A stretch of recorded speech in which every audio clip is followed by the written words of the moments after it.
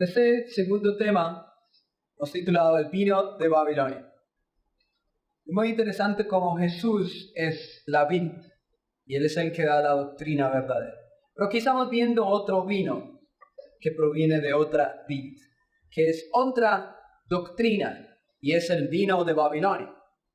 Por esa razón Apocalipsis capítulo 18, versículo 2 y versículo 3 dice: caída es la gran Babilonia, y es hecha habitación de demonios y guarida de todo espíritu inmundo, y albergue de toda ave sucia y aborrecible, porque todas las gentes han bebido del vino del furor de su fornicación, y los reyes de la tierra han fornicado con ella, y los mercaderes de la tierra se han enriquecido de la potencia de sus deleites. Santiago capítulo 4, versículo 4 habla de que las personas que se hacen amigas del mundo son adúlteras, porque en hebreo la palabra para decir esposo es Baal. Cada vez que nosotros escuchamos la palabra Baal, Baal no significa Dios, no significa ídolo, significa esposo. Es decir que por esa razón en el Antiguo Testamento siempre existía esa comparación de que Israel era la esposa y que Dios era su esposo. Y por esa razón nosotros vamos hacia las bodas del Cordero, porque nosotros vamos a casarnos con Él. Pero una vez que nosotros escogemos a otro Baal, que esa palabra hasta el día de hoy en hebreo significa esposo, cuando vamos tras otros Baales, entonces estamos cometiendo fornicación. Aquí cuando hablamos de una ramera, es precisamente eso. No estamos hablando de una ramera literal, sino estamos hablando de alguien que se ha ido tras otras doctrinas, una organización que se ha ido tras otras doctrinas y ha permitido que el mismo demonio haga habitación en medio de ella. ¿Por qué razón? Lógicamente, cuando hablamos de Babilonia, no estamos hablando de la Babilonia literal, no estamos hablando de esa Babilonia de Nabucodonosor, que tuvo su gloria y su grandeza en su tiempo, sino que estamos hablando de una Babilonia espiritual. La palabra Babilonia viene de la torre de Babel, pero Babel significa, Bab significa portón, él significa Dios. Entonces, si Cristo es la puerta hacia Dios, tenemos acá ahora una Bab diferente, un portón, una puerta diferente que nos está supuestamente llevando hacia Dios. Pero resulta que es el camino ancho, es el portón ancho que nos está diciendo por aquí es el camino más fácil, pero no es el camino que debemos tomar. Nosotros debemos buscar es el camino angosto. Y esta Babilonia es simplemente el tipo de lo que es la Babilonia, o de hecho la realidad o el antitipo de Babilonia. Estamos hablando de la Babilonia la grande, y tenemos la grandeza de Babilonia con sus puertas, sus leones en la puerta, etcétera, etcétera. Aquí tenemos al sacerdote del dios Dagón, Dag, que significa pez, On, que significa Dios en arameo. Y este sacerdote del dios Dagón se vestía como un pez porque era el sacerdote del dios Dagón, el dios pez. Y su tiara era precisamente un pez con la boca abierta. Su vestidura era de escamas de pez y al final de su vestidura era dividido en dos. Tenía una división en dos partes como la cola del mismo pez.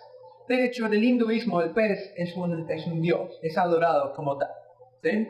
Aquí tenemos un dibujo de otro sacerdote del dios Dagón y su tiara es un pez con la boca abierta y su vestidura es escamas de pez.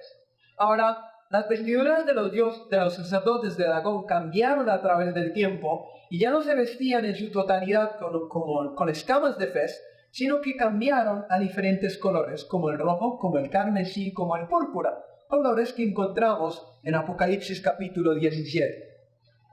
En el Museo de Pérgamo tenemos acá a los sacerdotes del dios Dagón. Esto es en Pérgamo, ¿sí? En ese museo, y tenemos como ellos tienen en la mano un hisopo y tienen un batecito con agua bendita y están rociando agua bendita a las personas que vienen a este templo. Tenemos acá al sacerdote del dios Dagón con su hisopo y su agua bendita. rociándolo de esa forma. Acá tenemos además de eso el símbolo del dios Sol y tenemos líneas curvas que significan, que hacen representación del sexo femenino. Las líneas rectas significan el sexo masculino. Lo vamos a ver más adelante. Estamos hablando acerca del paganismo. Dentro del paganismo, la línea curva significa o representa al sexo femenino, la línea recta representa al sexo masculino. Acá tenemos otro sacerdote, tenemos a dos leones, un sacerdote del dios Dagón en la antigüedad. Tenemos nuevamente dentro del hinduismo al pez, dentro de los dioses venerados. Ahora, cuando volvemos a nuestros días, vamos a darnos cuenta que los sacerdotes hoy en día mantienen una misma línea y tienen esa misma línea de esos sacerdotes. Y vemos como las tiaras son de hecho también un pez con la boca abierta. Estamos simplemente haciendo una comparación, ¿sí? No se enojen conmigo, simplemente estamos haciendo una comparación de lo que era Babilonia en la antigüedad y las religiones paganas y lo que es o lo que debía ser Babilonia en nuestros días, porque si esto es un tipo del antitipo de nuestros días, entonces tiene que haber una comparación. ¿Se acuerdan de la vestidura del sacerdote? Tenemos acá que ahora en nuestros días cambia y se vuelve de esta forma. Entonces la tiara más la división de esa parte del vestido. Como vamos a hacer una comparación, ya que hemos hecho una introducción al papado, entonces vamos a preguntarles a ellos mismos, que ellos mismos nos digan si realmente estamos diciendo la verdad o estamos haciendo suposiciones. Vamos a ver aquí en este libro, Faith of Our Fathers, 1917, del cardenal Gibbons, ¿sí? En donde él nos dice, la penetración de la religión de Babilonia se volvió algo tan general y bien conocido que Roma fue llamada la Nueva Babilonia. El mismo cardenal Gibbons nos está diciendo eso. ¿Por qué razón? Porque había penetración de la religión de Babilonia. Y ellos mismos sabían que se llamaba ahora la Nueva Babilonia. O sea que ellos mismos le están dando el nombre de Nueva Babilonia. Muy bien, entonces no soy yo. Y de ahora en adelante lo que digamos no es suposición nuestra. No es suposición mía, es simplemente basándonos en declaraciones del mismo Vaticano.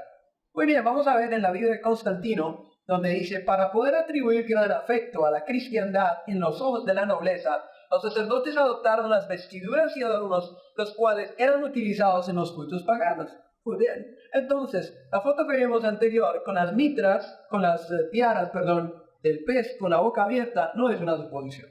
Estamos hablando de la realidad. Aquí tenemos en la entrada de la Catedral de San Pedro en el Vaticano, en Roma, vemos que tenemos un título acá, Pontifex Maximus. Tenemos acá la tiara de 3 partes, tenemos al león alado, que representa a Babilonia, noten, es la nueva Babilonia. Por esa razón tenemos que poner el león alado aquí. Tenemos a la fleur de lis, vamos a ver qué es lo que representa esto, es un símbolo de sexo. Y tenemos la cola esta que veíamos acá, del pez, de la vestidura del pez. Y nos dice, en la historia de Stanley, página 40, los papas llenaron la vacante de los emperadores de Roma, heredando su poder, su prestigio y sus títulos del paganismo. O sea que el título es y proviene del paganismo. Por esa razón, Pontifex Maximus eran los césares. Resulta que Pontifex Maximus significa el puente que hace el dios César con los dioses. Es un puente que hacen. Pontifex Maximus es el pontífice más alto, más elevado. El sumo sacerdote de la religión romana y cabeza oficial de la Universidad de Pontificados. Como administrador principal de los asuntos religiosos, él regulaba la conducta de las ceremonias religiosas, consagraba los templos y otros lugares santos y controlaba el calendario. Por esa razón por esa razón el Papa Gregorio cambió los tiempos y la ley. Por eso a ellos se atribuyen el poder y el derecho de cambiar estas cosas, porque es que el Pontifex Maximus decía eso. Y empezamos a unir los cabos de todo y empezamos a ver la historia desde otro punto de vista. Durante el tiempo del emperador y hasta que el cristianismo se estableció firmemente, el emperador fue designado Pontifex Maximus. Después de la supremacía del cristianismo, los papas asumieron ese título. O sea que ellos tienen que seguir con esa misma tradición y esas mismas costumbres. Juan Pablo II es Pontifex Maximus. Pontifex Maximus. Los papas son Pontifex Maximus. En México, los mayas tenían una puerta santa, una puerta que daba al oriente, una puerta que representaba en el lugar se adoraba al sol. Y esta es la puerta del sol, la puerta santa. En Java también tenemos una puerta santa y es una puerta alada. ¿Por qué razón una puerta alada? Aquí también se adora al sol, ¿sí? Resulta que la puerta alada proviene del dios Sol Ra, que era el dios egipcio del sol.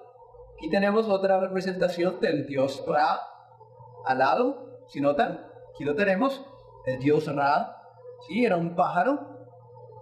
Y por esa razón hoy en día vemos que todas las figuras, todos los símbolos llevan alas. No es por nada que llevan alas, no es por nada que este símbolo de Krasny es un círculo con alas. Y que tantas cosas hoy en día llevan alas. Porque estamos hablando de la adoración del sol y que está metido en todos los aspectos de la vida hoy en día. El mismo Vaticano tiene también una puerta santa y esa puerta santa se abre solamente cada 25 años. Y en esta vez cayó en el jubileo del 2000. Juan Pablo II bendice la Santa Puerta el día de Año Nuevo en la iglesia de Santa María Maggiore. ¿Sí? Entonces, lógicamente Cristo dijo, yo soy la puerta, pero no para colocarla de esta forma, no para materializarla. Recordemos que el paganismo toma la verdad y la paganiza, la idolatra, y eso es lo que tenemos acá. Entonces, lógicamente, podríamos buscar una razón de ser en la Biblia, pero eso no es la esencia, esa es la materialización de las cosas espirituales.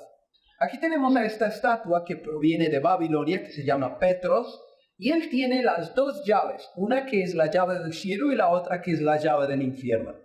El Vaticano también dice tener la llave del cielo y tener la llave del infierno. Y el que está como principal en la catedral de San Pedro es precisamente Pedro.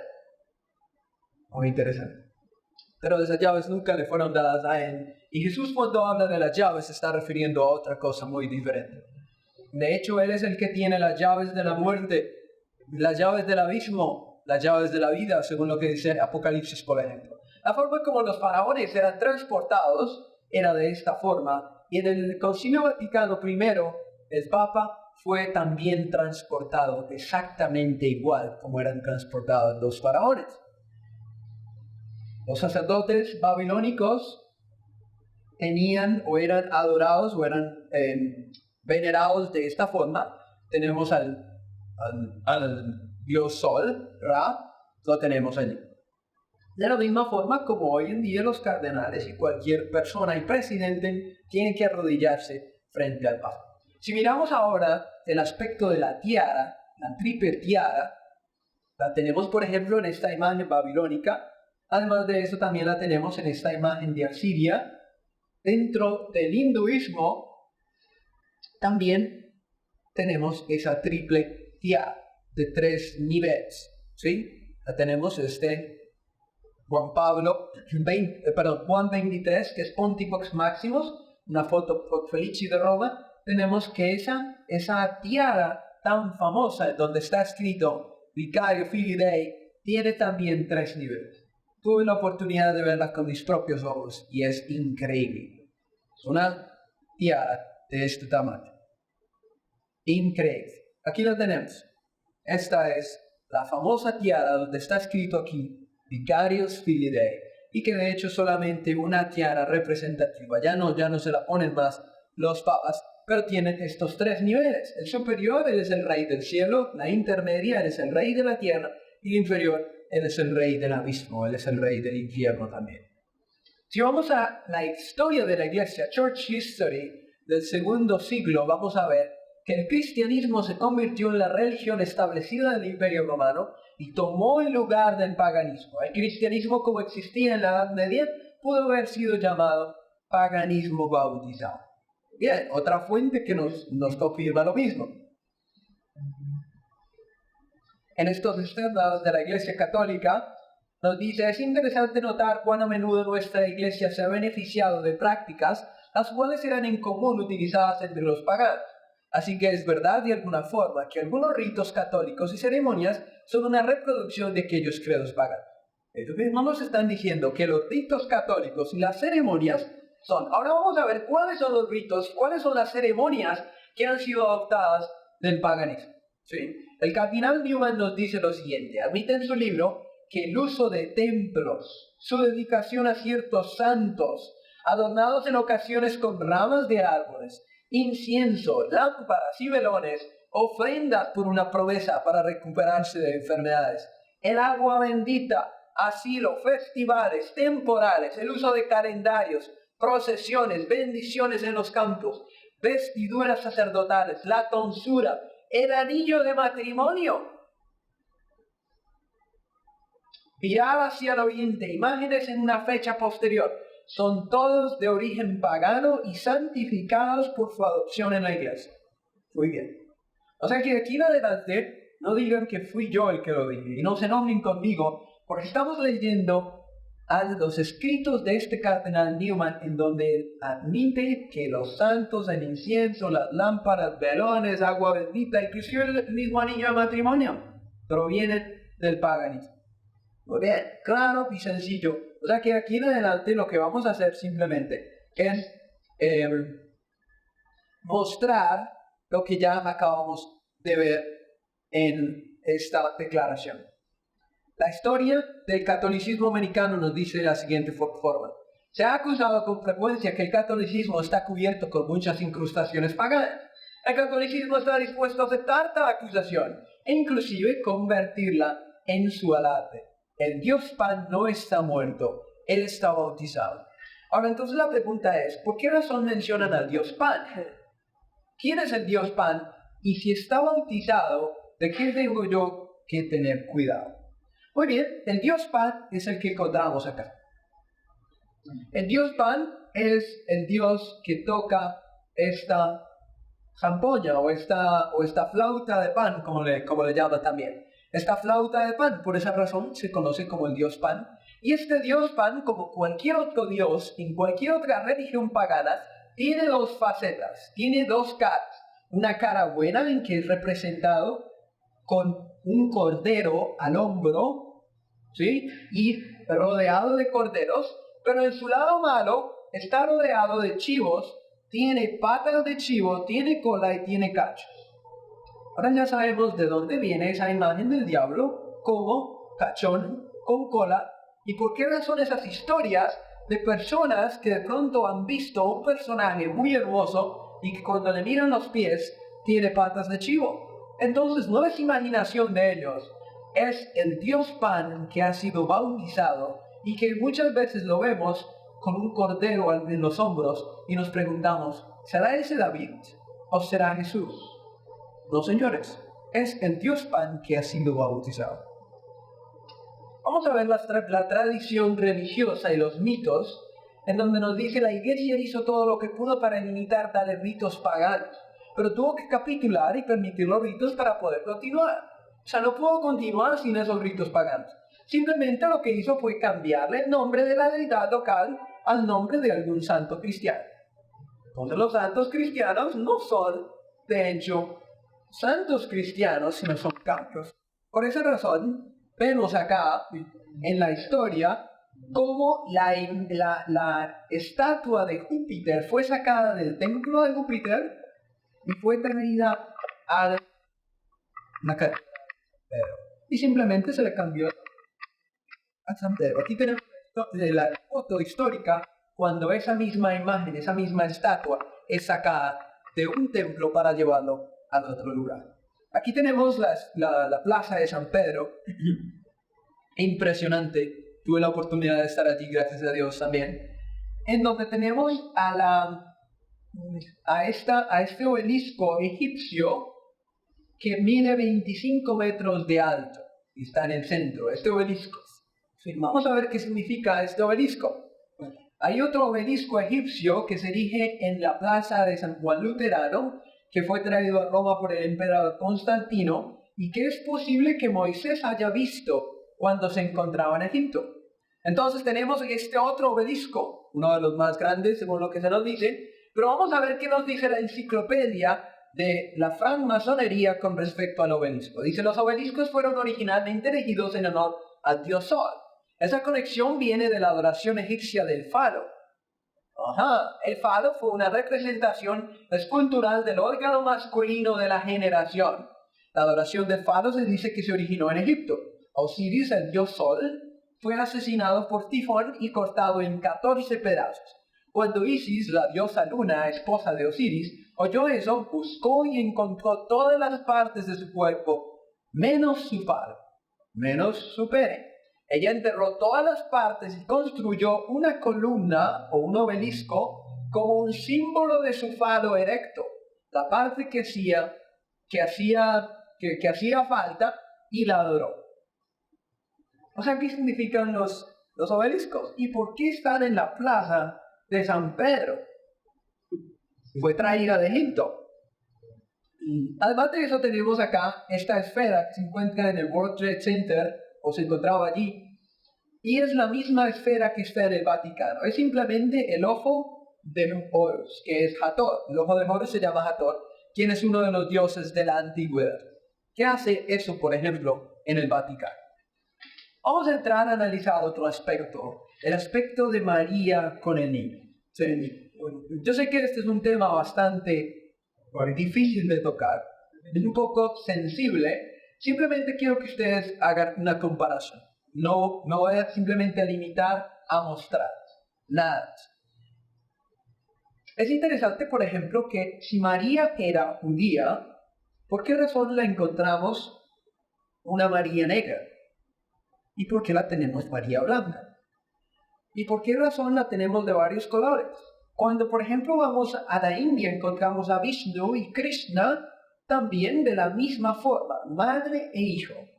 ¿Sí? No solamente eso, sino que la tenemos en China también como madre e hijo. Y tenemos a Isis, a Horus también de la misma forma. Tenemos también una representación como masculino y como femenino. ¿Por qué razón? Porque es que los dioses pueden ser bien sea masculinos o femeninos al mismo tiempo. Ellos pueden ser buenos o pueden ser malos al mismo tiempo. Pueden ser negros o pueden ser blancos al mismo tiempo. No importa. Estamos hablando de este aspecto. Madre, hijo, padre, hijo, madre, hija o padre, hijo. No importa. Sí, aquí lo tenemos nuevamente. Madre, hijo, madre, hijo. ¿Sí? En todas las religiones, inclusive dentro de los mismos hititas, tenemos a la madre con su hijo. ¿Por qué razón decimos el niño Jesús cuando Jesús ya creció y está en los cielos? Él no es un niño, a menos que estemos recordando a este niño que siempre se encuentra en los brazos de su madre. O sea, yo simplemente estoy haciendo una comparación. Ustedes miran. Ahora, si ellos dicen que son la nueva Babilonia, y ellos dicen que han adoptado todos los ritos de Babilonia y de las religiones paganas, entonces puede que esto sea pagano. No sé, ustedes dirán. Tenemos además de eso la coronación de María. La coronación de María, según la enciclopedia católica, se nos dice que fue colocada en mayo 31, que se consagró al mundo al Inmaculado Corazón de María. Desde ese entonces, ese día tiene que venerarse de tal forma. Estuve en Roma y había esta imagen. Tenemos esta imagen allí, una pintura en que Jesús le está entregando la corona de espinas a María y María es la que tiene las heridas en las manos. O sea, ¿qué nos están diciendo ellos? Si ellos tienen esto en la catedral, nos estarán diciendo entonces que ¿quién es el Redentor? ¿Es Jesús el Redentor o es María la Redentora? Porque María es la que está llevando la corona y es María la que tiene heridas en sus manos. O sea, ¿quién es el que fue crucificado? No, pero es que Jesús es el que siempre está crucificado. Sí, es verdad, pero Jesús siempre está muerto y María siempre está con las manos abiertas. ¿Por qué? Son preguntas que... Ahora ya tenemos como base la declaración de los mismos cardenales, o sea que no son solamente suposiciones. Tenemos a los arcángeles coronando a María tenemos al Padre, al Hijo, tenemos a Juan Pablo II coronando también a María. Tenemos además que salió una revista, Focus, en Alemania, en donde dice María será una diosa, Göttin werden, María soll Göttin werden, María será una diosa. Y aquí tenemos que será una deidad femenina, una diosa, que es lo que ellos quieren tener. Muy bien, millones de católicos americanos quieren una diosa, una diosa femenina, una diosa. Y aquí tenemos entonces como todos los católicos en Estados Unidos quieren tener una diosa. Por esa razón acá tenemos además de eso que María es la reina de Roma y María es la reina del Islam. ¿Por qué razón es la reina del Islam? Porque es que dentro de los países islámicos también María es venerada y también hay monumentos a María y María también se venera. Entonces, ¿cómo es eso? Islam y Roma, entonces ¿será que ellos tienen algún tipo de conexión? No sé, podría ser. Si vamos a Jeremías capítulo 7, versículo 18, y él también en Jeremías 44, nos hablan de que los hijos recogen la leña, los padres encienden el fuego, y las mujeres amasan la masa para hacer tortas a la reina del cielo, y para hacer ofrendas a dioses ajenos por provocarme ello. O sea que la reina del cielo no es algo de hoy, es algo de la antigüedad, y es algo por lo cual Dios advertía de que no debía hacerse. La reina del cielo era una diosa. ¿Y quién era esta diosa? Si vamos a esta página de la astrología.com, nos dice la reina del cielo era la antigua diosa oriental Astoret. Ella era asociada con la cosecha y el último manojo del trigo, y era dedicado a ella, y era llamada reina del cielo. O sea que los hijos de Israel estaban adorando a una diosa, y por esa razón traían manojos de trigo y le ofrecían. Tuve que colocarle una mancha negra porque esa diosa también está relacionada con la adoración al sexo, lógicamente. Ahora, es interesante notar que María aparece bien sea en los bosques o también aparece en las cuevas, ¿sí? En los bosques y en las cuevas. Pero resulta que la diosa Diana era la diosa de los bosques y era la diosa de las cuevas. ¿Cómo es eso? Si la diosa Diana de los romanos era la diosa de los bosques y la diosa de las cuevas, ¿por qué María también se encuentra en los bosques y en las cuevas? ¿Será que en lugar de adorar a María están adorando a la diosa Diana? No lo sé. Vamos a mirar. Hay cosas interesantes que podríamos descubrir acá en nuestro estudio de esta noche. Vamos a irnos a Belén.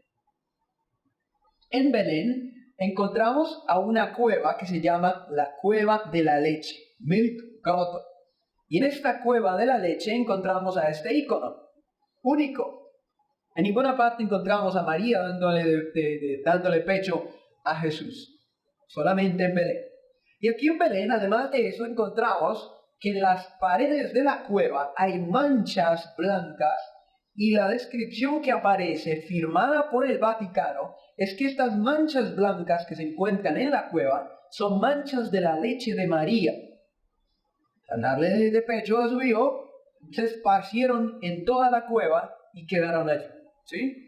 Lo interesante es que las personas y las mujeres que toquen estas manchas blancas pueden solucionar sus problemas de fertilidad. Ahora, las cuevas en la región, todas tienen manchas blancas iguales, pero únicamente estas son o provienen de la leche de María. Las otras son de calcio. Ahora ustedes verán, y ustedes podrán sacar la conclusión si estas son de calcio o si las otras también provienen de la leche de María. Una de las dos. Lo interesante de las cosas es que la diosa Diana o la diosa Artemis tenía la misma virtud de fertilidad, y por esa razón la diosa Diana o diosa Artemis era representada con una cantidad de senos por todas partes, porque ella era la que solucionaba ese tipo de cosas y siempre se relacionaba a la leche de la diosa Artemis o la diosa Diana, y la gente solucionaba sus problemas de fertilidad al tocarla a ella o al ofrecerle a ella. Sí. La diosa Vishnu dentro de los hindúes tiene la misma virtud de fertilidad. Vamos a mirar un poco acerca de la hostia.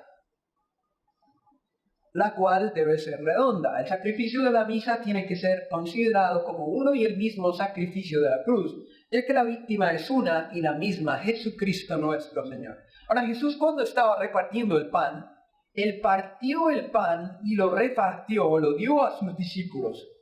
Nunca era algo redondo, nunca era una galleta. Fue un pan que se partió y se le dio a sus discípulos. Ahora, ¿por qué razón debe ser redondo? Si notamos en las procesiones, es redondo y tiene como una forma de sol. Tiene más forma de sol que otra cosa. ¿Será que tiene algo que ver con el sol? Pues aquí aparece mostrándonos líneas rectas y líneas ¿qué? Línea recta, línea curva, línea recta, línea curva. Además de eso, aparecen tres letras aquí. IHS, que supuestamente significan Jesus Hominum Salvator, que quiere decir Salvador, Jesús Salvador del mundo. Aquí vamos a ver en esta fuente donde dice que la hostia del latín significa la víctima o el sacrificio. El historiador, sacerdote, dice que la redondez de la galleta, a la cual su redondez es tan importante en el misterio romano, es solamente otro símbolo de Baal o del sol. Por esa razón es redonda, por esa razón tiene rayos. Lo que no puedo yo captar es por qué razón en esta logía masónica aparecen también las mismas letras, cuando según la logía masónica, estas tres letras representan la Trinidad egipcia, ¿sí? IHS, esta es otra representación de la logía masónica en donde aparecen las mismas tres letras. Entonces, ¿será una coincidencia que significa Jesús Salvador del mundo? ¿O será que nos está diciendo Isis, Horus, Set, que es la Trinidad egipcia? ¿Sí? Ahora, si ellos tomaron del paganismo todos sus mitos y costumbres, entonces eso no significa Jesús Salvador del mundo, sino significa Horus, Osiris, Set e Isis. Tenemos a esa Trinidad egipcia. Muy bien, por esa razón no tenemos al Dios Sol. El Dios Sol lo tenemos allí. El Sol, por ejemplo, en una catedral católica en Roma. ¿Sí? Igualito, idéntico al dios Apolo de los griegos. Noten, el mismo rostro del dios Apolo de los griegos es del mismo sol que encontramos aquí, por ejemplo, en este púlpito en la iglesia en Escandinavia. Sí, es el mismo sol, la misma adoración al sol. Mira, notemos a María que está abrazando a un sol. ¿Por qué razón? O sea, ¿qué tiene que ver el sol con la iglesia, con la Biblia? O sea, no podremos sacarlo de alguna cosa. Vamos a mirar, por ejemplo, este aspecto de la media luna con el sol en la mitad, porque es muy importante. De hecho, es el símbolo del Islam, ¿no es así? Que tenemos una media luna, bien sea puede ser una estrella, o puede ser una estrella o un sol de esta forma. Ahora, ¿qué significa ese símbolo? Donde nos dice Alá era el dios luna, quien se casó con la diosa sol. Juntos tuvieron tres diosas a quienes llamaron las hijas de Alá. Estas tres diosas se llamaban Alá, Al-Uzza y Al-Manat. La enciclopedia de religiones menciona que la palabra Alá es un nombre preislámico correspondiente al dios babilónico Ben. ¿Sí?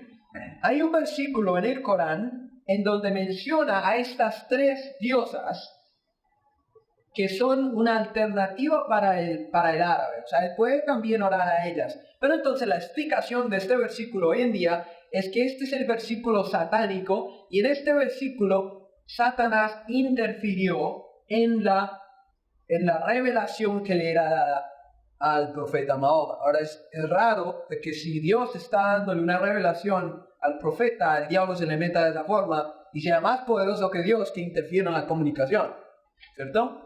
Ahora, aquí tenemos la media luna con el sol, y este símbolo, ¿dónde lo encontramos? Las Naciones Unidas, del paganismo. Sí, tenemos al paganismo también. Y tenemos además de esto, que el pescadito que veíamos del hinduismo también tiene esa media luna y también tiene al sol. ¿Por qué razón? Porque es que eso era el nacimiento del sol. Esto provenía de Egipto. Tenemos al ojo Hathor, tenemos al nacimiento del sol. Este es el útero femenino y este es el sol, es el nacimiento del sol. ¿Sí? Entonces simplemente es un símbolo de sexo. La media luna con el sol, la media luna con el sol o con la deidad. No importaba de dónde fuera. Entonces tenemos la redondez de la galleta, de la hostia, y en el lugar donde se coloca debe tener siempre una media luna. Si no tiene una media luna, no se puede colocar la hostia en ese lugar. De hecho, forma en su totalidad todo un sol.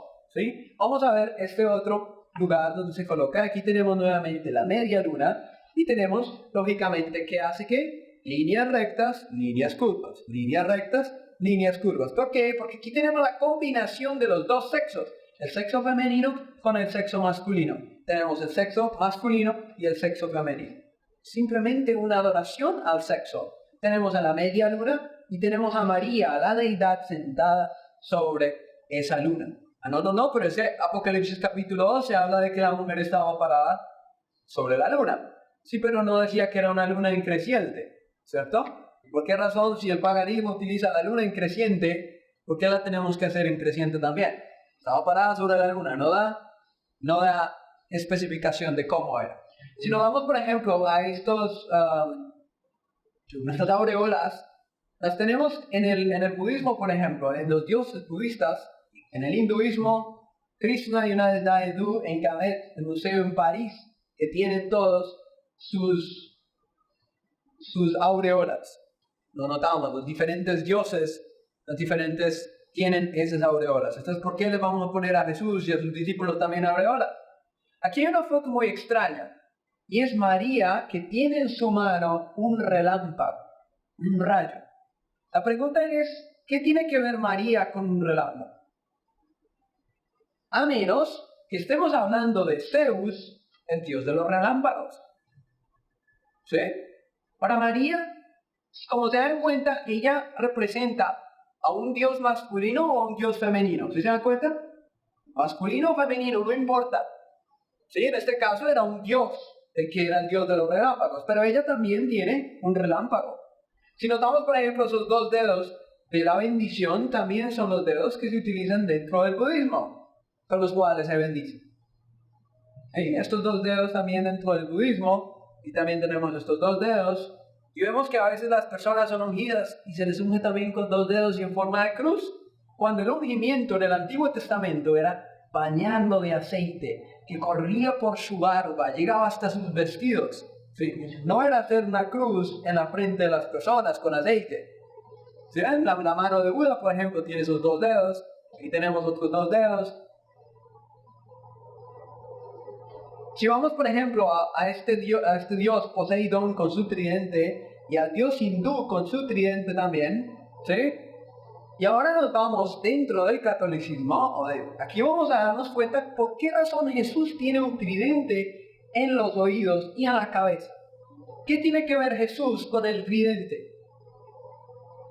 ¿Sí? A menos que lógicamente esta madre con este niño no sean María y Jesús, sino sea Nimrod y Semiramis, ¿cierto? Aquí tenemos a la flor de lis. Este también es un símbolo del sexo. Flor de lis en las religiones antiguas. La flor de lis, ¿recuerdan que la vimos en el piso de la Catedral de San Pedro? Aquí la tenemos también. En una catedral católica, aquí tenemos a Jesús con flores de lis por todas partes. Con esa flor por todas partes.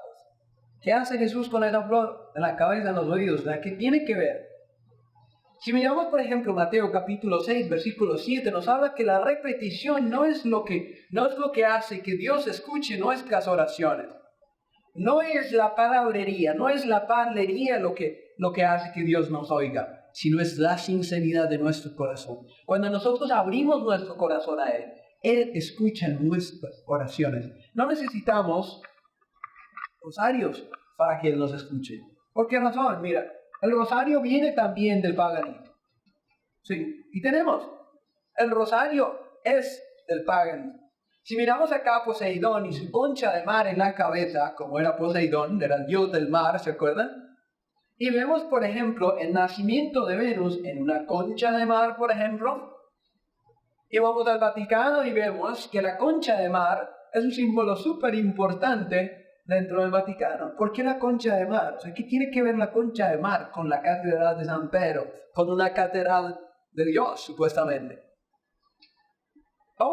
Si vamos a México, Quetzalcóatl, el señor de la vida y de la muerte, el dios de los mayas, tenía un sagrado corazón, tenía un corazoncito. ¿Sí lo notan aquí? ¿Sí lo notan aquí? ¿Sí lo notan aquí? El sagrado corazón de Quetzalcóatl, que era el dios de la vida y de la muerte. Vemos a Vishnu, la diosa hindú, con un corazoncito también, idéntico. Y hoy en día, ¿quién vemos también con el sagrado corazón? ¿Será Vishnu ella? No sé. ¿Este sagrado corazón aquí? ¿Este sagrado corazón? ¿Este sagrado corazón? Según los cardenales hasta el momento, proviene del paganismo. Y por esa razón, esta logia masónica utiliza el sagrado corazón. O sea, si la logia masónica utiliza el sagrado corazón, entonces, ¿qué nos dirá de ese sagrado corazón? ¿Cuál será el origen? ¿Qué es lo que significa? Vamos a ver aquí en este sello, este cilindro mesopotámico, en donde notamos, por ejemplo, que el sol es representado con una cruz. ¿Sí lo notan acá? El sol está representado con una cruz. ¿Por qué? Porque es que la cruz era el símbolo del dios sol. Mírenlo acá. Nuevamente, una cruz representando al sol. El sol era, o la cruz era el símbolo principal del dios sol. Por esa razón tenemos acá a la rueda del sol que hace una forma de cruz. Tenemos a esta cruz también, tenemos a esta cruz también acá, tenemos a esta cruz acá. ¿Sí? En este caso estamos hablando de una cuestión del Vaticano. Aquí tenemos algo de Mesopotamia. Tenemos acá a esta piedra de Mesopotamia, donde tenemos varios símbolos que se utilizan hoy en día en la masonería, porque la masonería simplemente toma sus símbolos del paganismo. Aquí tenemos la cruz mástica, esta cruz que tiene las puntas iguales. Y vamos a verla más adelante. Les he fotocopiado a este libro de la masonería, Morals and Dogma, la página 292, en donde aquí aparece en inglés lo que estaba traducido: las vestiduras de los sacerdotes de Horus eran o estaban cubiertas con estas cruces. Noten, con esas cruces, las cruces que vimos allá. O sea que las vestiduras estaban cubiertas. Aquí vemos también otro símbolo importante, que es la P y la X, que es, según acá, según este libro masón, nos dice que era, era la vara de Osiris, era el faro de Osiris. O sea que esta combinación es masculino y es femenino a la vez. ¿Sí? Es una cuestión de sexo. Tenemos además también la estrella de David. ¿Se acuerdan de quién era Horus? Sacerdote de Horus. ¿Ya lo teníamos ahí? ¿Y quién tiene o quién está cubierto con estas cruces en sus vestiduras? ¿Será que él es el sacerdote de Horus? Bueno, tiene la tiara de Dios dragón, tiene la cruz doblada, que es una cruz satánica, tiene esta vestidura. Además de eso, él lleva el pectoral que llevaban los sacerdotes en la antigüedad, que es utilizado hoy en día dentro de la masonería también, etcétera, etcétera. Entonces puede ser que sea el sacerdote de Horus. Ahora, si notamos nosotros esta pintura de la catedral de San Pedro, vamos a darnos cuenta que aquí tenemos supuestamente a Dios y aquí tenemos a Cristo. Pero si notamos bien las cosas, tiene la tiara triple, tiene el símbolo del Dios Sol y tiene a Jesús agarrado en la cruz. ¿Sí? O sea que este personaje aquí atrás no es Dios. Es simplemente el Dios Sol, porque su símbolo principal es la cruz. Esta cruz. ¿Sí? ¿Y qué es lo que nos está diciendo esta pintura? Yo he vencido sobre el Dios de ustedes. ¿Sí notan? El Dios Sol es el victorioso. Y Jesús muere en el símbolo ¿de qué? Del Dios Sol. ¿Por qué razón? Porque Jesús vino y se hizo vergüenza por nosotros. Tuvo que pasar la vergüenza de morir en el símbolo del Dios Sol. ¿Para qué? Para que nosotros ahora elevemos a la cruz como símbolo cristiano. en ninguna manera. Él tuvo que pasar esta vergüenza, ¿para qué? Para que yo eleve el símbolo de vergüenza.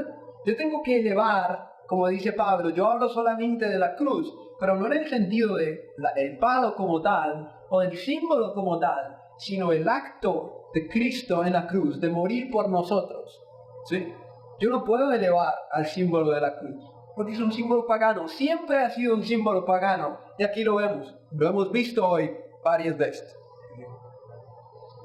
Si vemos, por ejemplo, el callado de Osiris con esta piña, ¿cierto? Esta piña de pino, y vemos, por ejemplo, más adelante, acá, esta piña nuevamente, de pino, y miramos acá abajo, el dios romano griego de la embriaguez, de la embriaguez, en donde su símbolo también acá es esa misma piña de pino, y encontramos a la piña más grande de pino en el Vaticano. ¿Por qué razón una piña de pino? ¿Por qué razón es el fruto del pino? Y en su callado también tiene esta inscripción, esta piña de pino. ¿Por qué no escogieron otro símbolo? A menos que ese sea el mismo callado de ellos. ¿Ven? Si miramos, por ejemplo, este triángulo con este ojo que es utilizado para